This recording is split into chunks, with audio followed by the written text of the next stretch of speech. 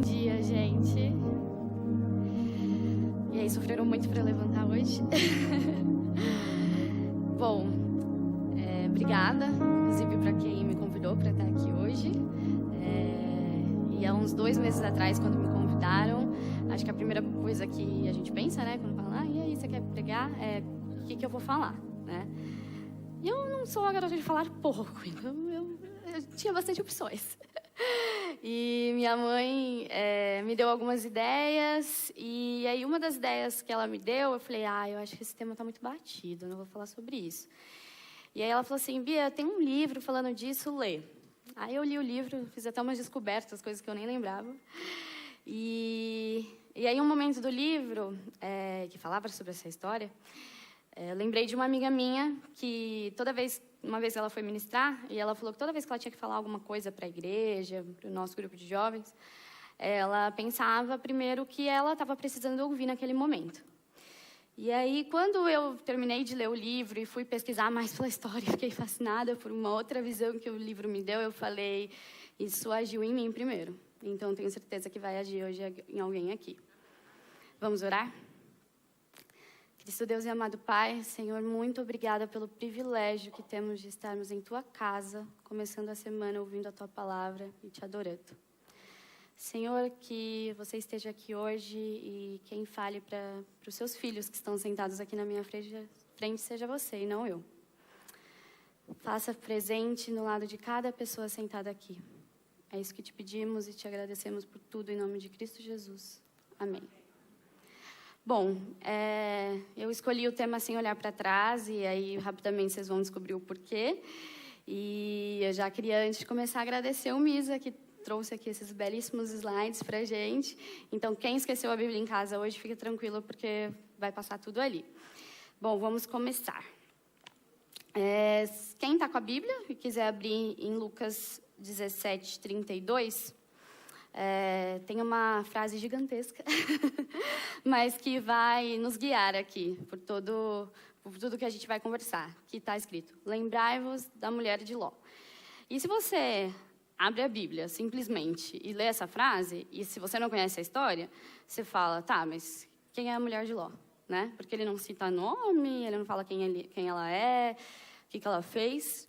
E para quem nasceu na igreja, ou enfim, com certeza já escutou a história da mulher de Ló, como eu disse, é uma história muito falada, só que a gente escuta sempre ela sendo contada da mesma forma, né? Que Ló e sua família moravam em Sodoma e Gomorra, que era uma cidade muito ruim, e que um dia 2 anjos apareceram, falaram para eles que Sodoma seria destruído e que eles deviam sair de lá sem olhar para trás. E aí, spoiler, a mulher dele olhou e virou uma estátua de sal, né? E eu falei para vocês que quando eu estava lendo esse livro, eu relembrei algumas coisas, porque quando a gente é criança, é tudo muito figural, assim, né? Tipo, a gente imagina a estátua, sabe? Porque ela desobedeceu e tal. Mas a gente não imagina o porquê, o que levou ela, naquele momento, a virar uma estátua de sal, a decidir se virar para trás, desobedecer uma ordem de Deus. E a gente está num mundo que é muito fácil, né? A gente julgar as pessoas, a gente tem a internet aí que está o tempo inteiro. Eu mesmo posto minha vida, todo mundo posta um pouquinho. E a gente sempre posta com medo de um julgamento, porque a gente sabe que as pessoas julgam. E não me entendam mal hoje. Eu não quero justificar o que a mulher de Ló fez. Mas eu queria só que vocês olhassem para um outro ângulo, que talvez o ângulo dela, porque a história dela nunca é contada em detalhes. Ela é uma figura extremamente importante, mas a gente não sabe muito a fundo tudo que levou a ela àquele momento. E acho que a gente pode levar já desde o início isso para a vida, porque às vezes a gente julga a ação de uma pessoa sem saber tudo o que aconteceu lá atrás para chegar neste momento, né? Não é justificar o injustificável, né? Mas é apenas entender um pouco mais.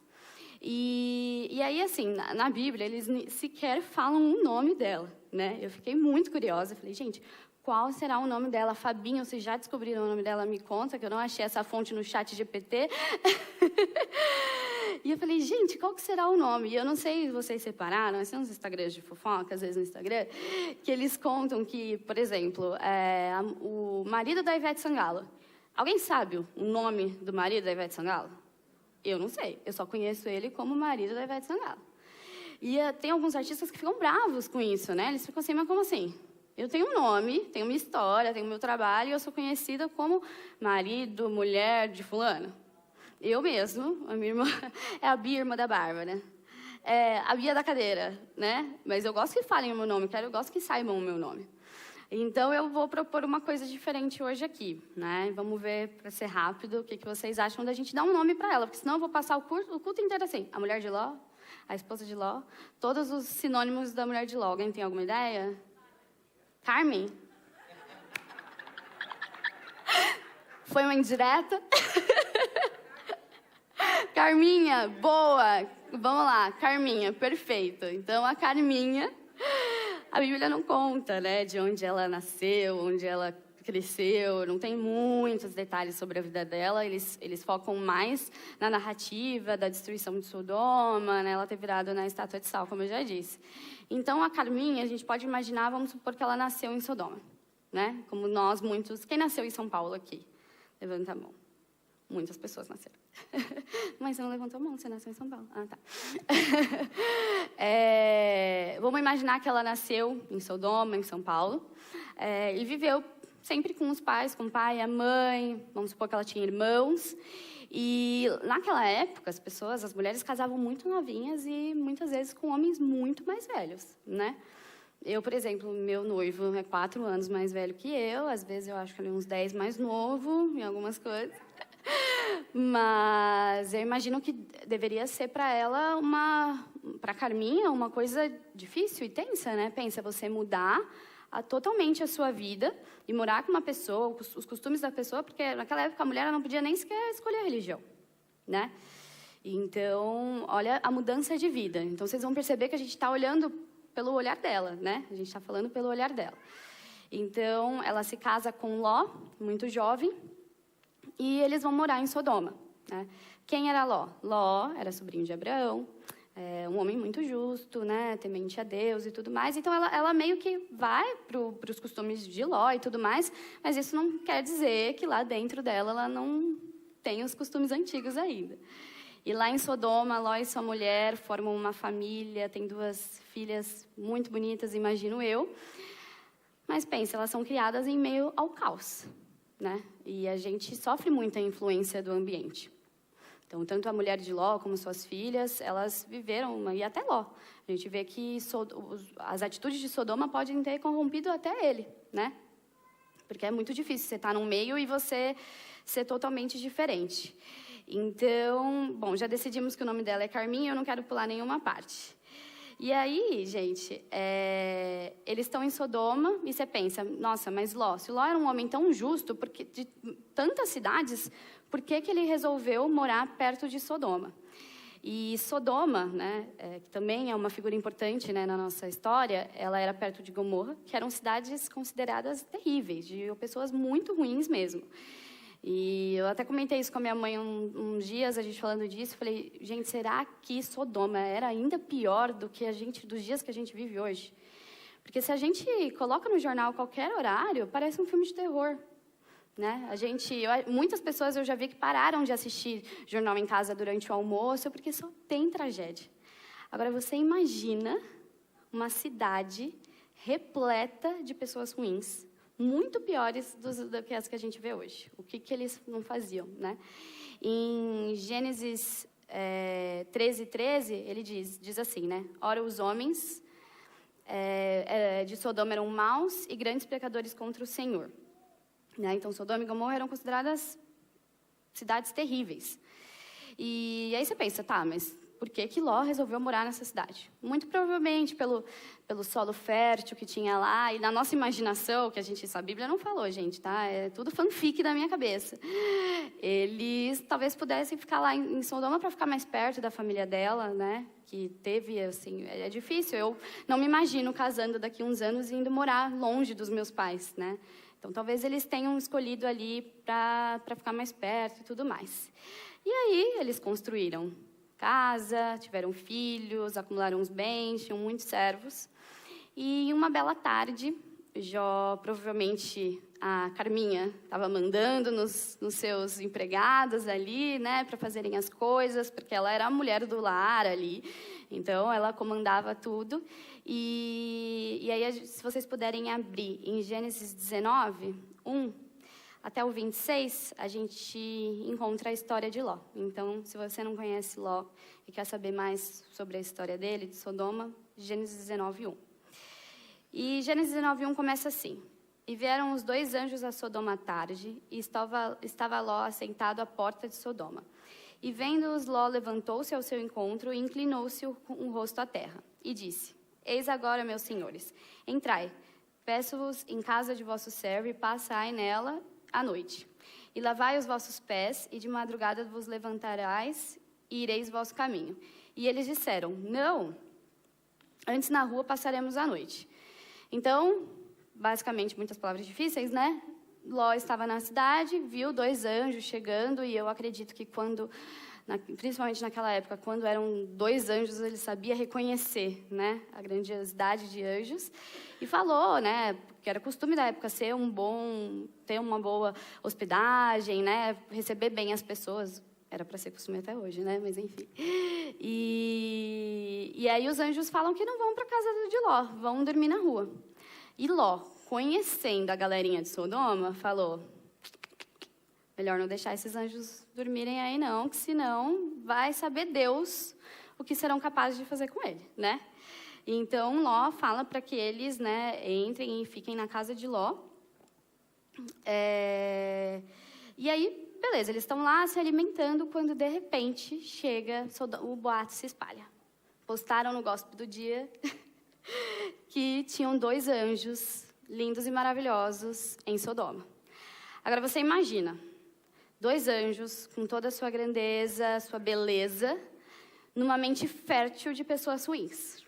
Eles correram na frente da casa de Ló e começaram a bater na porta, homens, e a Bíblia conta aqui de todas as idades. Tá? Era da criança ao adulto, todos eram muito maldosos. E queriam fazer coisas horríveis com os anjos e pediam, né, para que Ló entregasse. Ló, com muito medo, né, e quis proteger aquelas pessoas que estavam se hospedando em casa, pegou e falou: não, gente, calma aí, né? Eu tenho 2 filhas aqui. Vem seu pai, você faz isso, eu te mato. Tenho 2 filhas aqui, se vocês quiserem, deixa o anjo. Então, olha como Ló também estava, né? Olha onde foi a cabeça dele. Ló era um homem justo, sobrinho de Abraão, super temente a Deus, e a mente dele, infelizmente, já estava contaminada ali por ideias daquela cidade. Mas hoje a gente não está falando sobre Ló, a gente está falando sobre a Carminha hoje. Outro dia a gente fala sobre Ló. E aí o povo da cidade fala: não. Você está achando o quê, Ló? Você é um estrangeiro? Porque Ló não era de Sodoma. Você é um estrangeiro que está vindo aqui querendo nos dizer o que a gente tem que fazer? Então, eles foram para cima de Ló para também atacar. E aí os anjos conseguiram proteger Ló, colocaram Ló para dentro de casa, cegaram todo mundo, e aí eles não conseguiram mais encontrar a casa de Ló. E aí, enfim, Ló estava a salvo. E aí os anjos puderam fazer o que eles tinham ido até aquela casa fazer, avisar a família de Ló que, por conta de toda a maldade de Sodoma, ela seria destruída com fogo e enxofre do céu. E o fogo que vem de baixo, geralmente, viria de cima e destruiria a cidade. E que Deus estava dando essa chance à família de Ló para irem embora, né, o mais rápido possível. E as instruções dos anjos foram muito claras, que eles deveriam ir e sem olhar para trás, e nem voltar atrás, né?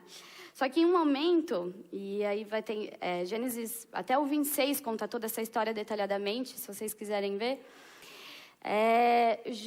Ló, ele hesita, ele, né, fala: peraí, porque agora, imagina, você está na sua casa, aparecem 2 anjos, fala: olha, vai embora, deixa tudo que você tem, pega a sua família e vai embora para outra cidade, né? A gente ia para Prudente, né? Vai para muito longe, porque senão sua família tudo será destruída. E aí você fica com medo, né? Eu imagino que hoje a nossa fé acho que não seja tão grande quanto a de Ló, porque a gente ficaria. Eu admito que eu ficaria com medo. Inclusive, os anjos pedem para que Ló pegue todo mundo da sua família. Então, as filhas já tinham futuros maridos, né? Que elas iam se casar. E Ló apresenta isso tenta salvar mais pessoas, mas as pessoas riem dele, assim como riram de Noé, né? E falam, não, você está louco. Então, percebendo a hesitação de Ló, os anjos puxam ele pela mão e carregam para fora da cidade. Só que Ló era um homem muito mais velho, né? Então, ele não iria conseguir correr até Presidente Prudente, 600 quilômetros. E ali perto de Sodoma, uma distância boa, tinha uma cidade Zoar, que era onde Ló já tinha morado. Então, Ló pede para os anjos para que ele possa, né, ir até Zoar, porque imagino era onde ele ia aguentar ir. E os anjos permitem, mas novamente falam, né? Vocês têm que ir, mas sem olhar para trás. E imagino que foi uma correria e deixa tudo e pega chinelo, sabe aquela coisa? Quando você está em casa, pega chinelo, sai correndo. E lá foram eles. E aí, eles já pegaram uma distância boa. Quando eles entraram em Zoar, a gente vai para Gênesis... Espera aí, deixa eu ver aqui. 19... para a Bárbara achar para mim, 22. Apressa-te e escapa-te para ali, porque nada poderei fazer, enquanto não tiveres ali chegado. Por isso se chamou o nome da cidade Zoar. Saiu o sol sobre a terra quando Ló entrou em Zoar. E Gênesis 1, 24. Então o Senhor fez chover enxofre e fogo do Senhor desde os céus, sobre Sodoma e Gomorra. Agora vocês imaginem essa imagem maravilhosa que o Misa pegou, que eu acho que retrata bem como foi. Fogo, o fogo já faz barulho, né? Na fogueira a gente já vê o barulhinho do fogo. Enxofre, destruindo tudo que tinha ali. O quanto aquilo fez barulho, o quanto foi grandioso a destruição, né? E eu não sei vocês, mas eu sou muito curiosa. Então eu ia ficar me segurando para não olhar para trás. E ia falar, Senhor, por favor, não me deixe olhar para trás. E para ver a grandiosidade da destruição, né, no livro que minha mãe me indicou para eu ler, e muito bom, trouxe aqui para vocês verem, que é do pastor Assad Bechara, né? Eu achei muito legal que ele compara com a tragédia de Brumadinho, né? Não legal, mas assim, achei uma observação interessante, porque foi uma cidade destruída inteiramente ali em questões de segundos. E foi assim com Sodoma. Ela foi completamente destruída. No começo do ano, que teve aquela tragédia de São Sebastião e tudo mais, a chuva, nós estávamos numa praia próxima e nós ouvimos muito barulho de árvores, a chuva que não parava. E meses depois, quando nós passamos, né, em frente, estava tudo destruído. Então, pensa, Sodoma completamente destruída. E Ló e sua família salvo, menos uma pessoa que olhou para trás, a Carminha. Então, a Bíblia diz assim, né? E destruiu aquelas cidades e toda aquela campina e todos os moradores daquela cidade, e o que nascia da terra. E a mulher de Ló olhou para trás e ficou convertida numa estátua de sal. E aí chega um grande momento de Carminha, que ela será lembrada por muito tempo. E que ela vira uma estátua de sal. E aí a gente pensa, né? Quando eu era criança, eu lembro de ter pensado isso, mas coitada, né? Ela só deu uma viradinha para trás. E já virou uma estátua de sal, né? Já desobedeceu, então virou uma estátua de sal. E aí, fiquei pensando nisso, né? E colhendo as informações, indo atrás de mais coisas. Em Lucas 17:31, ele diz assim: naquele dia, quem estiver no telhado de sua casa, não deve descer para apanhar os seus bens dentro de casa. Semelhantemente, quem estiver no campo não deve voltar atrás por coisa alguma. E logo depois, Jesus diz, novamente, lembrai-vos da mulher de Ló, que era 17:32, agora 17:31, ele fala que não é para voltar para trás. Então, o verbo hebraico ali, a gente consegue entender que talvez ela não tenha simplesmente dado uma olhadinha, falando, nossa, o que será que aconteceu, né? Como a gente talvez faria. Ela tentou voltar atrás e voltar para aquela vida que ela achava normal, né? Ela, um mata ali, o outro estupra ali, gente, totalmente normal. Ela tentou voltar atrás. E quando a gente olha esse momento na história, a gente fala, Só sabia que ia dar errado, né? Desobedeceu as instruções de Deus, mas, novamente, não tentando justificar, mas se ponha no lugar da mulher de Ló. Ela estava vendo a vida que ela conheceu sendo totalmente destruída e um Deus que talvez ela não confiasse tanto assim, né? Depois do seu próprio marido ter hesitado, ela tentou voltar para trás. E aí, logo depois, a gente tem, em Lucas 17, 33, Jesus fala assim: qualquer que procurar salvar a sua vida, vai perder. E qualquer que a perder, a salvar. Então, foi isso que ela tentou fazer ali naquele momento, eu acredito. Ela tentou recuperar a vida dela. Tipo, não, peraí, não é assim, vou voltar. Né? Mesmo com toda aquela grandiosidade, ela estava cega, apegada àquele passado, a tudo que ela tinha vivido. Mas, ao invés de recuperar a sua vida, ela perdeu. Então, eu acredito que essa parte é uma das mais fortes, né? Lucas 17, 31 e 33, porque ele deixa muito claro que ela voltou atrás, ela estava apegada naquilo, né? E aí, eu estava vendo alguns fatos interessantes e eu cheguei nesse verso, em Deuteronômio 29 e 23, que ele fala assim: a terra inteira será um deserto abrasador de sal e enxofre, no qual nada que for plantado brotará, onde nenhuma vegetação crescerá, e será como a destruição de Sodoma e Gomorra, e que o Senhor destruiu com ira e furor. Então, eu, pelo menos, não sou. Minha mãe sempre me fala isso desde pequena, que Deus não é um Deus que castiga, assim, né? Tipo, as pessoas de fora, às vezes, têm muito... se eu não fizer isso, não vou para o céu, Deus vai me castigar. E Deus não é assim, né? Deus é um Deus de amor. Ai, meu Deus, microfone. Mas eu imagino, tem algumas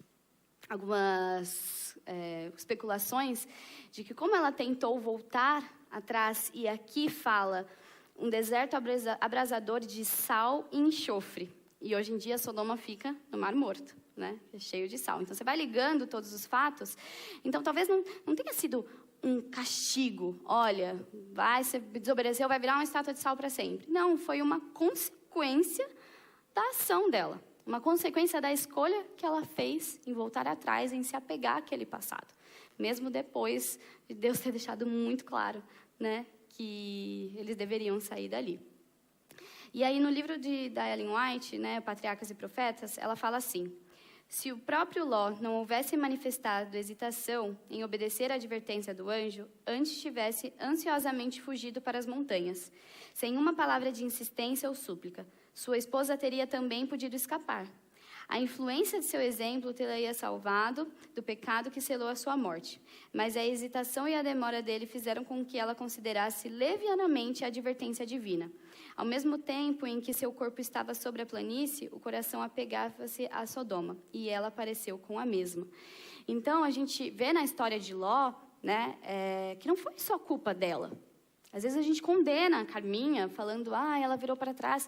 Mas Ló, as filhas, todo mundo, eles tiveram, não gosto de usar essa palavra, mas uma culpa para uma sucessão de coisas que ia acontecer depois. Depois dos filhos e eu não vou me aprofundar porque tem muito mais história, mas das filhas de Ló nasceram povos que perseguiram os cristãos. Então foi uma sucessão de coisas, então Ló ter hesitado, então...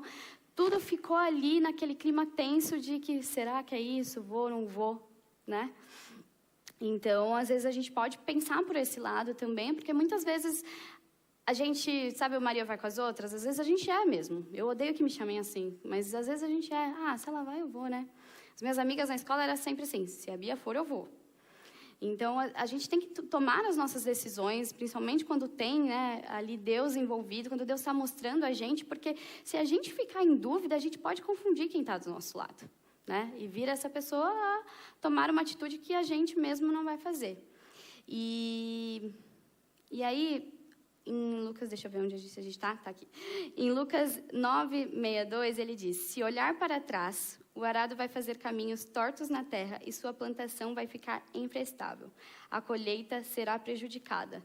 Então, vocês estão vendo como a mulher de Ló, a Carminha, que não é nem citada o nome dela, agora a gente nunca mais vai olhar para algum texto e falando de olhar para trás e não lembrar dela, de algo que ela fez. Um gesto, mesmo sem citar nome, arrastou para gerações e gerações e nos traz muitos exemplos até hoje, né? E aí, já aproximando de finalizar, eu queria perguntar para vocês, que eu contei toda essa história para chegar até aqui, essa história que talvez vocês já soubessem. Quantas vezes a gente olha para trás, né? Quando eu estava escrevendo, o Misa até falou para mim, Bia, se quiser acrescentar tal, eu tinha tantas coisas que eu falava, nossa, gente, como a gente se apega às coisas, né? A gente escuta muito, eu sempre escutei, no meu tempo era melhor, como eu queria voltar para o meu tempo. Se apegando a coisas que já passaram. Quantas vezes a gente briga com uma pessoa, vai lá, eu brigo com o Gustavo. Gustavo, isso. A gente se resolve, fica tudo bem. Passa 3 anos, eu falo, então, mas naquele dia, você fez isso. Né? A gente fala lá em casa, a gente fica arrastando correntes. Então, quantas vezes a gente fica olhando para o passado, deixando coisas que eram para ter ficado no passado, e a gente não olha para frente, né?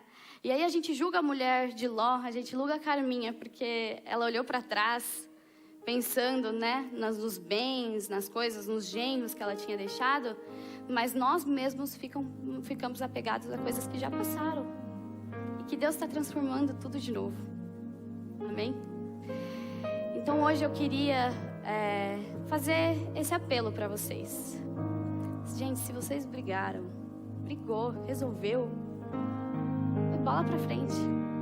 Não fica se apegando a quem você conheceu, o que você fez, quem você se relacionou, porque Deus tem um futuro brilhante para a gente e é perda de tempo olhar para trás. A história de Ló, ela nos mostra que a gente deve sempre olhar para frente, que a nossa fé, ela tem que ser firmada naquele que está ali do nosso lado, pronto para nos abraçar. E eu queria agora usar até uma analogia dos meus amigos corredores, Helder e Dani, que já foram correr hoje.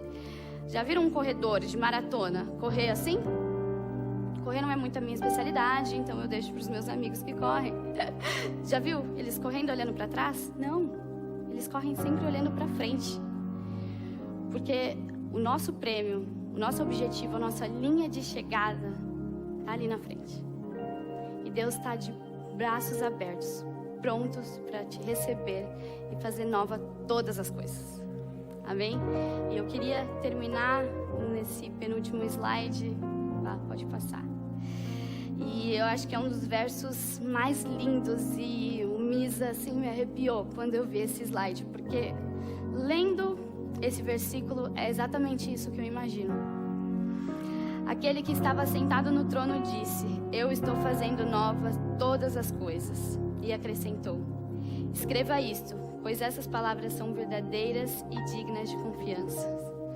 Então, se hoje você tem coisas que te prendem ao passado, pecados que você acha que Deus não pode perdoar, Ele pode. Ele prometeu que Ele fará nova todas as coisas. Então abandona tudo aquilo que te prende, que te faz duvidar, que te faz hesitar como Ló.